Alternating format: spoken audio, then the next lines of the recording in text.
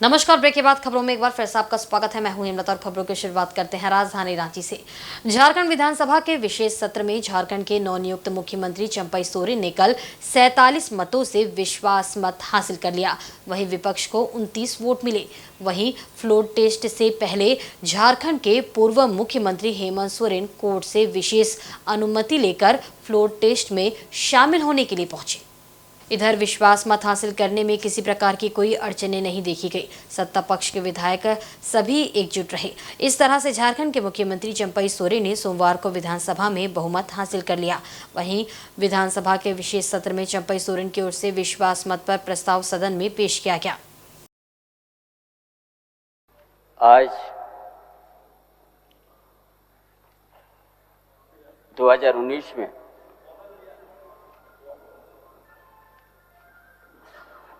हेमंत सोरेन के नेतृत्व में जो लद्दाख को प्राप्त किया गया था,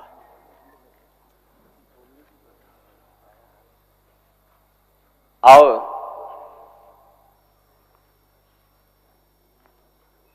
आज सरकार पर गठन की गई हेमंत बाबू के नेतृत्व में।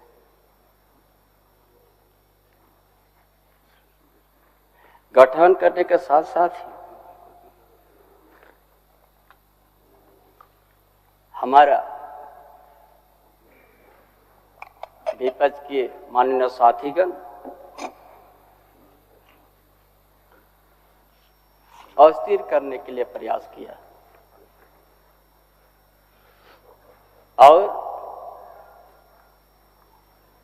सरकार गठन के साथ से सही कोरोना जैसा महामारी भी प्रभाव पड़ा पूरा प्रदेश में, देश में, विश्व में।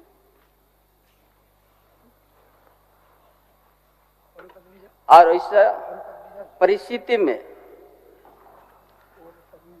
इस राज्य के अंदर में स्वास्थ्य विभाग या स्वास्थ्य मंत्रालय में बहुत दयनीय स्थिति था।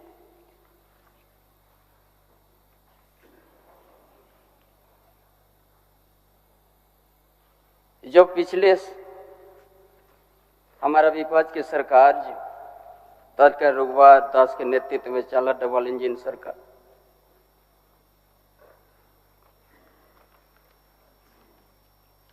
हॉस्पिटल का दयनीय स्थिति में करके एक भी सिंगल वेंटिलेटर नहीं था महोदय।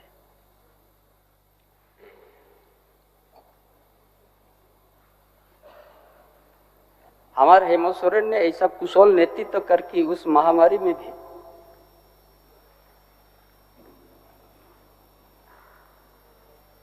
राज्य की जनता किसी को चिकित्सा से अभाव या भूख से भी अभाव करने नहीं दिया। छात्रवृत्ति को 1 गुना 2 गुना बढ़ोतरी कर दिया। यहाँ का आदिवासी मूलवासी दलित का विद्यार्थी को विदेश पढ़ने का भेज दिया फ्री। स्मार्ट मॉडल स्कूल में शुरुआत किया किसके लिए?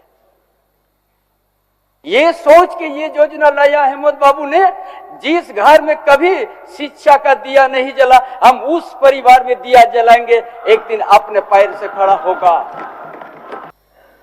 अभ्यास का हिस्सा बन रहा हूं और हमारी पूरी पार्टी और पूरा गठबंधन दल आदरणीय चंपई सोरेन जी को समर्थन करता है। और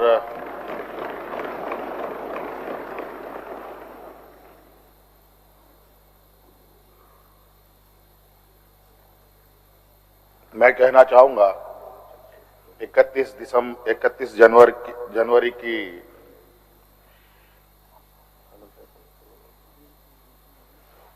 जो काली रात, काला अध्याय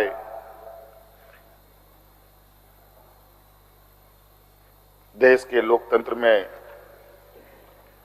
नए तरीके से जुड़ा है।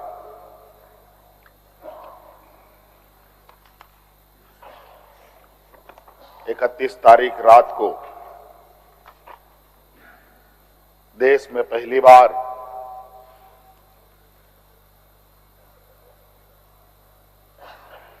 किसी मुख्यमंत्री का गिरफ्तारी हुई हो मेरे संज्ञान में नहीं है।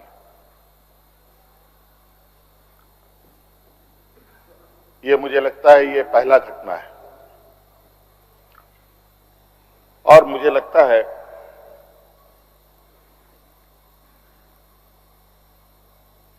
इस घटना को अंजाम देने में कहीं ना कहीं राजभवन भी शामिल रहा है।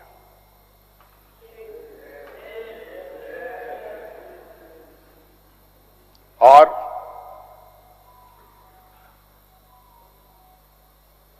जिस तरीके से ये घटना घटित हुई है,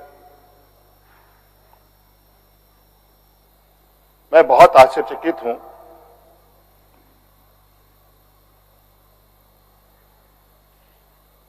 इसलिए कि मैं एक आदिवासी वर्ग से आता हूं। नियम, कायदे, कानून की जानकारी का थोड़ा अभाव रहता है। बौद्धिक क्षमताएं अभी हमारे विपक्ष के बराबर हम लोगों की नहीं है,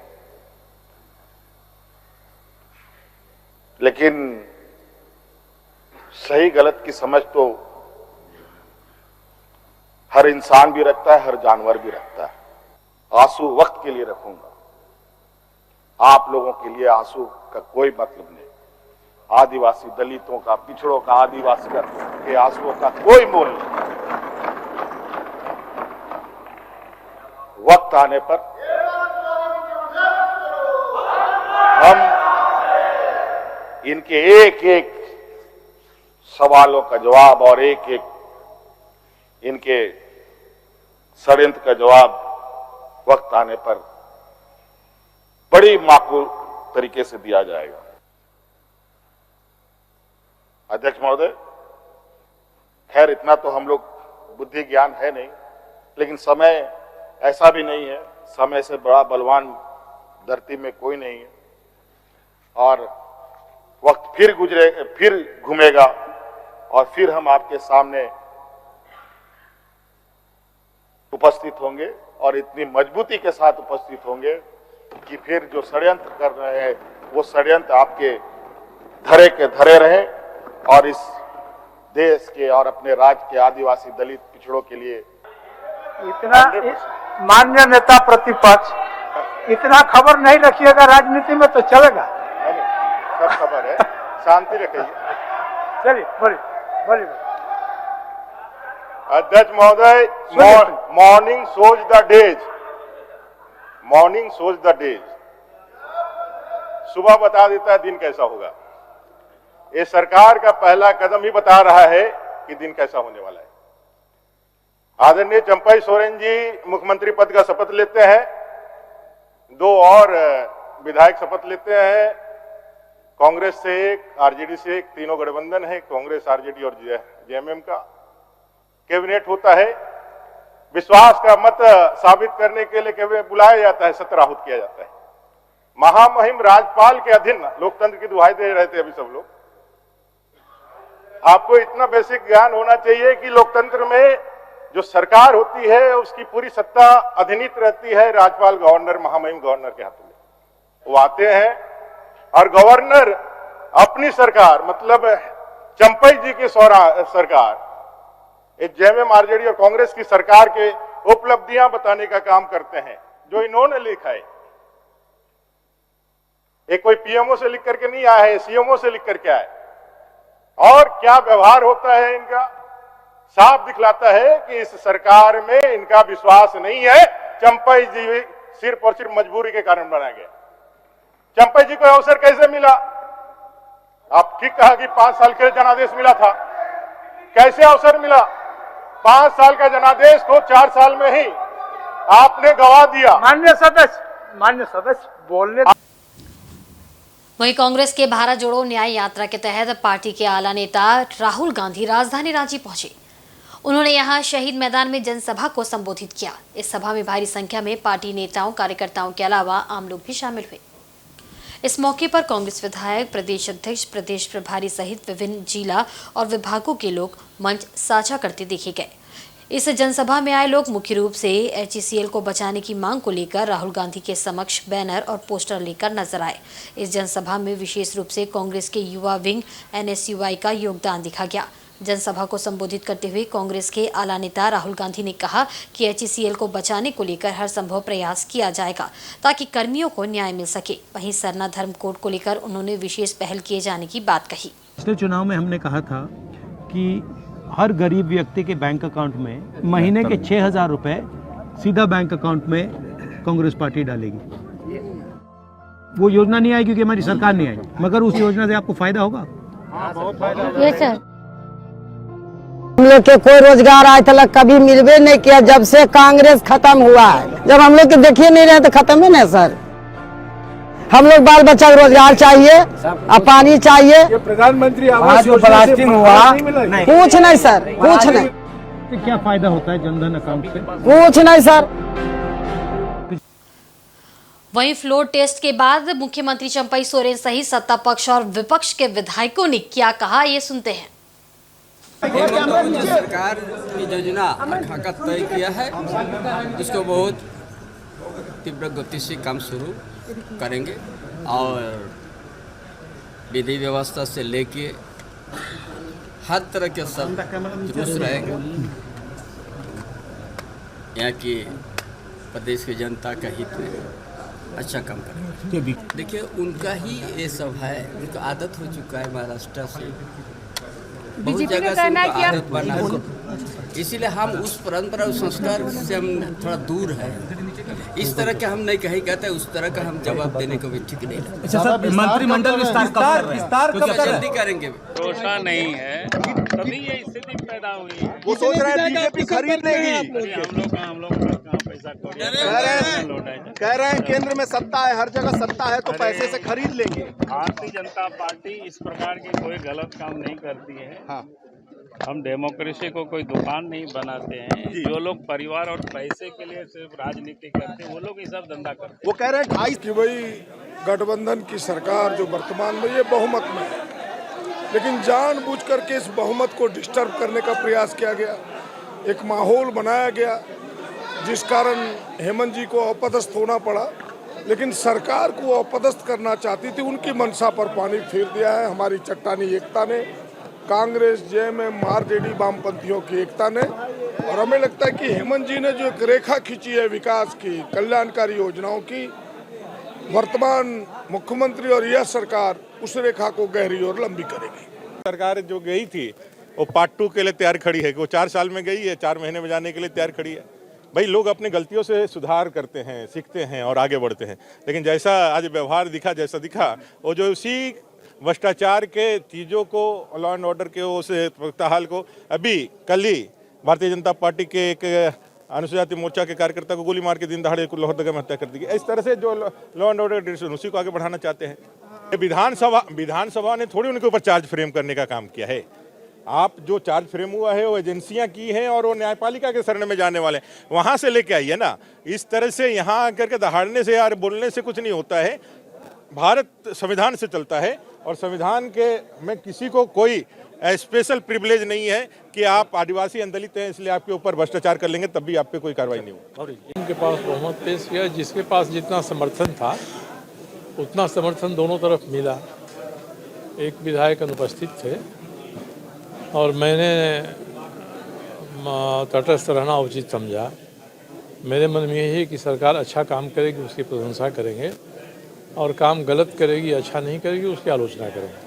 नहीं देखिए, ये तो सदन के भवन के अंदर तो आजकल पुलिस भी बुला ली जा रही है। अगर आरोप है और गिरफ्तारी हुई है तो सवाल ये भी उठेगा कि आखिर जब इतना अस्वस्थ है हेमंत सोरेन तो इस्तीफा ही क्यों करने गए हो? त्यागपत्र नहीं दिए होते। त्यागपत्र देने तो वो ईडी की कस्टडी में ही गए। त्यागपत्र दे दिया तो ईडी ने हमको अपनी कस्टडी में ले लिया। इसमें कोई नई बात गिरफ्तारी की नहीं है कि राजभवन में गिरफ्तारी हो गई। राजभवन में ये पेश भी ईडी की कस्टडी में ही हुए थे। इधर राजधानी रांची के शहीद मैदान में राहुल गांधी के द्वारा भारत जोड़ो न्याय यात्रा के तहत जनसभा को संबोधित किया जाना है। इसी को लेकर उनके आगमन और अभिनंदन की तैयारी राजधानी रांची के विभिन्न चौक चौराहों में की गई है। इसी को लेकर आदिवासी समुदाय के लोग भी काफी उत्साहित दिख रहे हैं और अपने प्रिय नेता राहुल गांधी के अभिवादन के लिए सड़क किनारे उनके इंतजार में बैठे। अपने पारंपरिक परिधान में हाथों में कांग्रेस का झंडा लिए उनकी एक झलक के दीदार को इंतजार में हैं।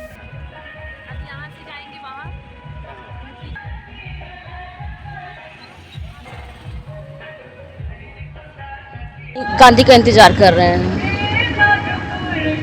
वो हमारे न्याय योद्धा हैं, उसी का हम लोग इंतजार कर रहे हैं कि हम लोग कि उससे मिल पाए, कि वो हमारे झारखंड के लिए कुछ करे, हमारे झारखंड को बचाए।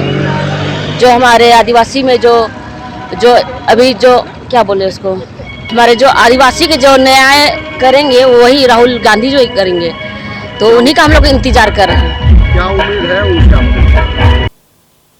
वहीं चंपई सोरेन के मुख्यमंत्री बनने पर पार्टी के केंद्रीय महासचिव बाबूलाल सोरेन के निर्देश पर सुरदा क्रॉसिंग में लड्डू वितरण किया गया। झारखंड टाइगर चंपई सोरेन के राज्य के नए मुख्यमंत्री बनने पर उनके समर्थकों में गजब का उत्साह है। पार्टी के केंद्रीय महासचिव बाबूलाल सोरेन के निर्देश पर सुरदा क्रॉसिंग में झामुमो कार्यकर्ताओं ने चंपई सोरेन के सीएम बनने की खुशी में आम लोगों के बीच लड्डू का वितरण किया।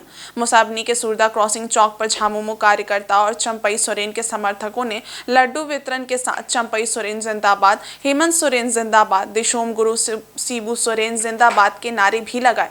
इस दौरान सीएम के समर्थक और झामुमो कार्यकर्ताओं के द्वारा सुरदा क्रॉसिंग चौक से गुजरने वाले वाहनों को रोककर लोगों के बीच लड्डू बांटा गया और खुशी मनाई गई। गोराबांदा के जिला परिषद सदस्य शिवनाथ मार्डी के नेतृत्व में कार्यकर्ताओं ने लड्डू वितरण कार्यक्रम में काफी संख्या में झामुमो कार्यकर्ता और चंपई सोरेन के समर्थक शामिल रहे। इस अवसर पर जिला परिषद सदस्य शिवनाथ मार्डी ने कहा कि बीजेपी ने साजिश के तहत हमारे मुख्यमंत्री हेमंत सोरेन को ईडी और सीबीआई गलत आरोप लगाकर गिरफ्तार किया है। हेमंत सोरेन के द्वारा शुरू किए गए जन कल्याणकारी कार्यों को आगे बढ़ाया जाएगा।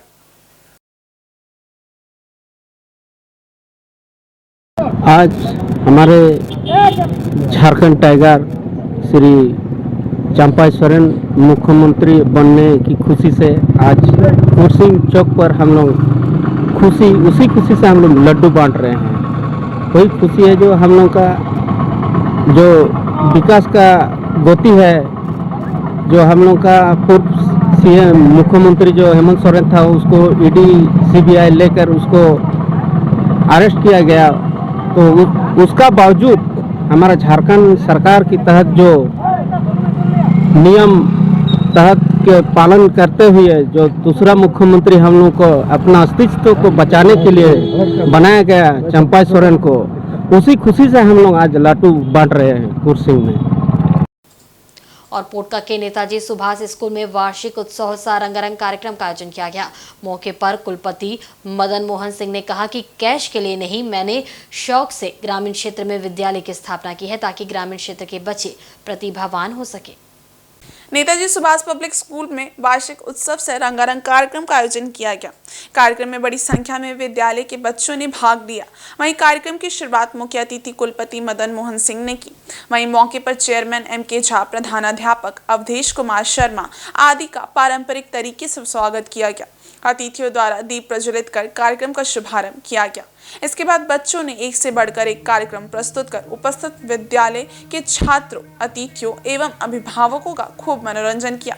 वहीं इस दौरान नेताजी सुभाष पब्लिक स्कूल के कुलपति मदन मोहन सिंह ने कहा कि मैंने विद्यालय पैसे के लिए नहीं, शौक से ग्रामीण क्षेत्र में विद्यालय की स्थापना की है ताकि ग्रामीण क्षेत्र में अच्छी शिक्षा बच्चों को मिल सके एवं वो आगे बढ़ के विद्यालय के साथ समाज एवं देश का नाम रोशन कर सके। उन्होंने कहा कि वर्तमान में मैट्रिक तक की पढ़ाई हो रही है, इस वर्ष से इंटर तक की पढ़ाई प्रारंभ की जाएगी। इस दौरान विद्यालय के बच्चों द्वारा गणेश वंदना, classical dance, Santhali dance, Sambalpuri dance कर अभिभावकों का खूब मनोरंजन किया गया।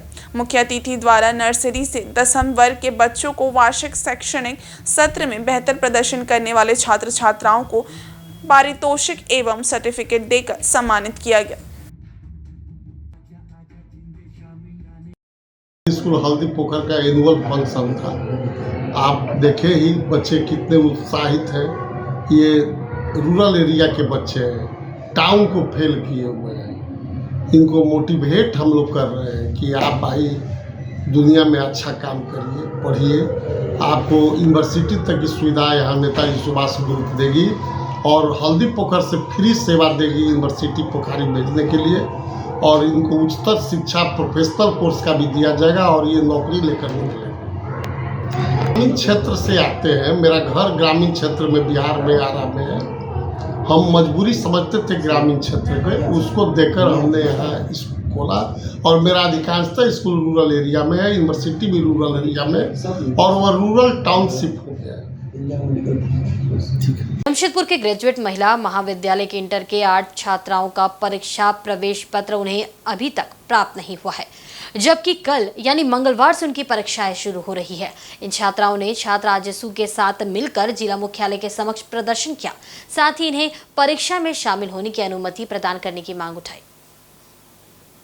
बताया जाता है कि ये वैसी छात्राएं हैं जिन्होंने समय पर अपना फीस तथा तमाम दस्तावेज महाविद्यालय में जमा करवाया था, लेकिन महाविद्यालय के द्वारा इनके दस्तावेजों को विश्वविद्यालय के पोर्टल पर अपलोड नहीं किया गया, जिस कारण छात्राओं का परीक्षा प्रवेश पत्र निर्गत नहीं हुआ है। ऐसे में इन छात्राओं के समक्ष विकट समस्या उत्पन्न हो गई है।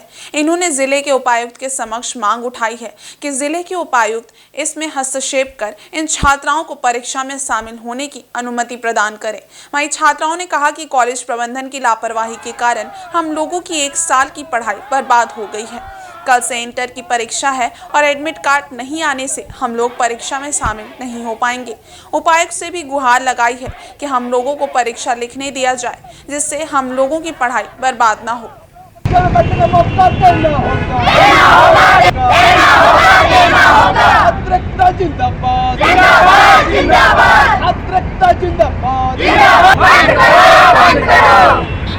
ग्रेजुएट महाविद्यालय की 8 छात्राओं का 12वीं का एडमिट कार्ड अभी तक जारी नहीं किया गया है। यह कारण जानने के लिए छात्राओं ने कॉलेज प्रबंधन से बात किया, तो उनके द्वारा यह कहा गया है कि आपका एडमिट कार्ड नहीं आया है, कारण कि कॉलेज के द्वारा उनका जो भी प्रपत्र है, जो डॉक्यूमेंट्स है, वो जैक के वेबसाइट पे अपलोड किया ही नहीं गया है। तो इसमें छात्रों की गलती क्या है? कल से इनका एग्जाम शुरू होना है और उनका एडमिट कार्ड अभी तक नहीं आया है और महाविद्यालय प्रबंधन ने अपने दोनों हाथ खड़े कर दिए।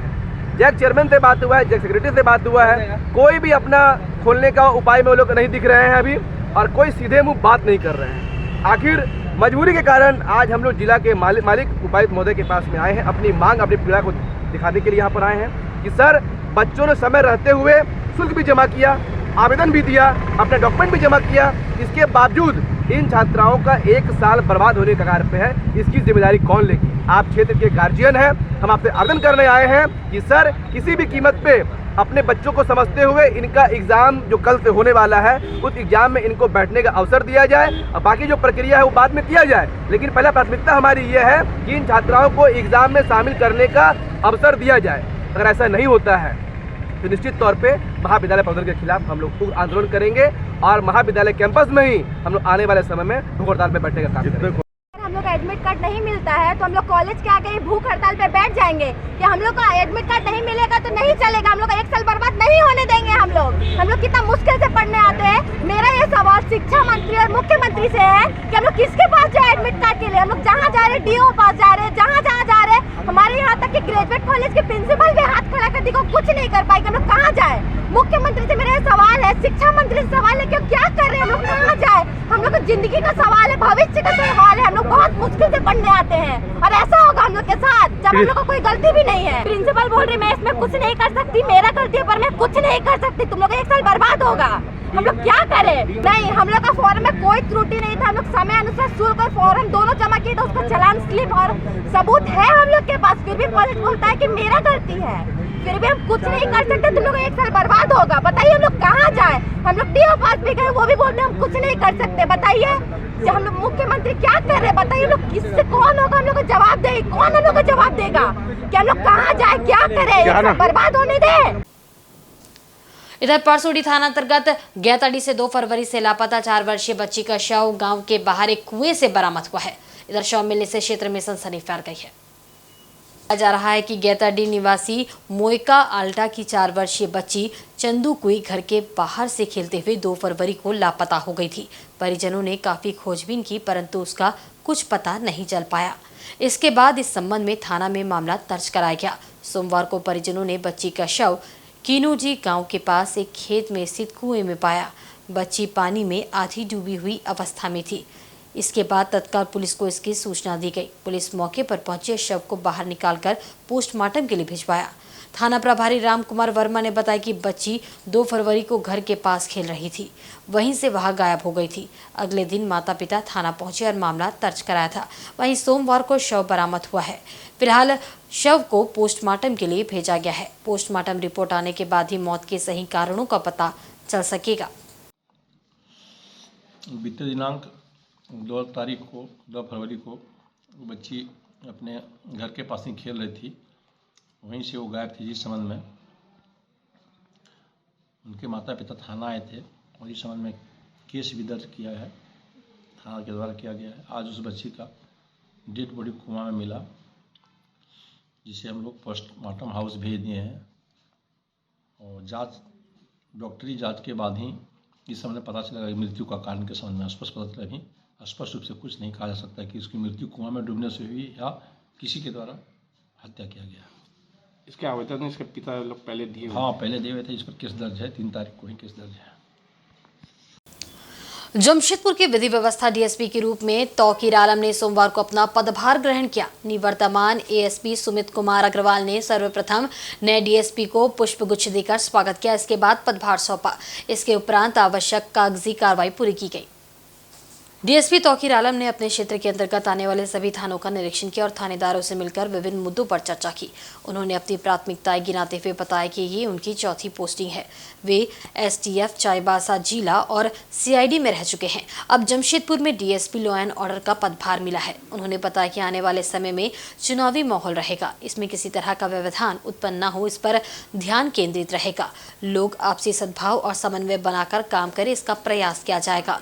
उन्होंने लोगों से पुलिस के साथ सामंजस्य बनाकर सहयोग करने की अपील की। कहा कि वरीय पदाधिकारी द्वारा मिलने वाले दिशा निर्देश का पालन किया जाएगा और जिले में शांति के साथ विधि व्यवस्था रहे, इस दिशा में खास तौर पर काम किया जाएगा।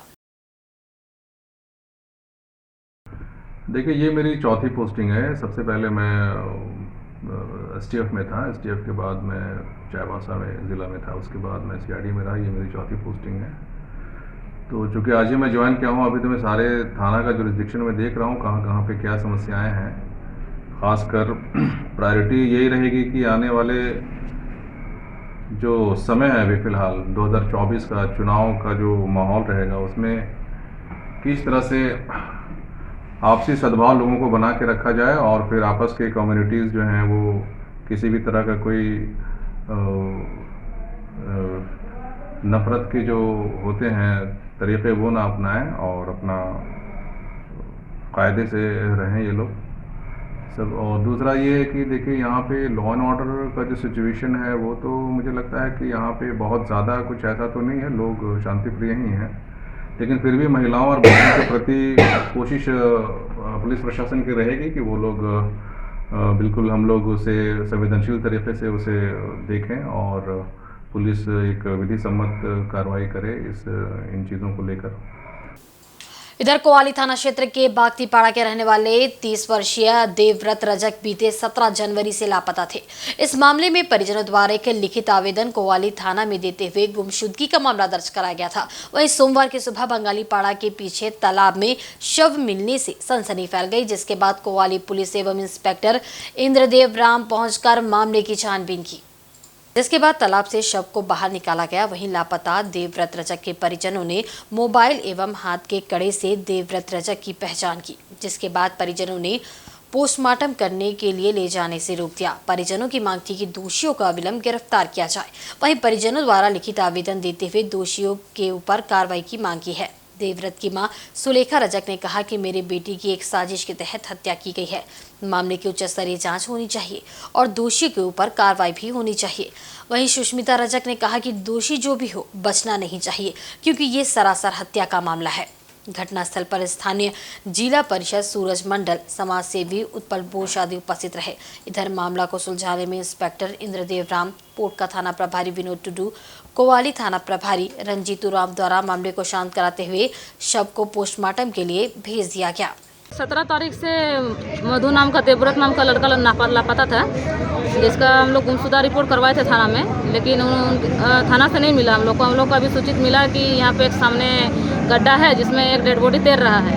तैरने के बाद हम लोग गए, सब परिवार देखने गए तो डेड बॉडी पहचाने जैसा लायक में था नहीं। हम लोग उसका कपड़ा, हाथ में कड़ा पहना था, उसके द्वारा, मोबाइल के द्वारा हम लोग उसको पहचाने हैं कि ये लड़का हम लोग का ही है।